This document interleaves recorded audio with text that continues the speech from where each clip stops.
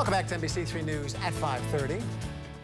We continue our Your Town series in Oswego tonight. Oswego has the youngest mayor in the state, 26-year-old Billy Barlow. But did you know there's an even younger politician representing people from the city of Oswego in the county legislature? Alex Rusilla sits down with 24-year-old Thomas Drum.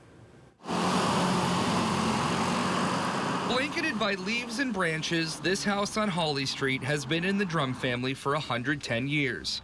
The family has deep roots in the Oswego community, so it should come as no surprise that there's a Drum in the Oswego County Legislature. I think at 18 I knew that politics was the passion of my life. Thomas Drum is 24 and is the youngest lawmaker in Oswego County government. He was first elected 2 years ago at the age of 22 and was running for office while still at Keuka College when he was among the youngest politicians in America. I didn't know I was going to do it at such a young age at 22, but some doors started to open. I realized that I wanted to be home and I wanted to make an impact, so why not do it where my roots are? So that was kind of the inspiration to come home. There are many fields where being this age would be par for the course. However, politics tends to skew to an older crowd of people in public office. He hopes other millennials will see his story and become inspired to run for office too. I think bringing just kind of a fresh face to governing, in this community is something that has been lacking for a long time. I think we're still really not even close to where we need to be. Drum is running again this fall, currently unopposed in his district that represents a portion of the city of Oswego. He says his youth has helped him in a line of work where some of his fellow legislators are old enough to call Drum their grandson. So to be able to come in and kind of shake up the status quo and say, well, I understand you guys have been doing things for a certain way for a long period of time, and that's good if we're being effective, but there's other things out there through my experiences that I've learned that this legislative body maybe not be aware of. The young legislator keeps true to his community and his office by working part-time at the Salvation Army.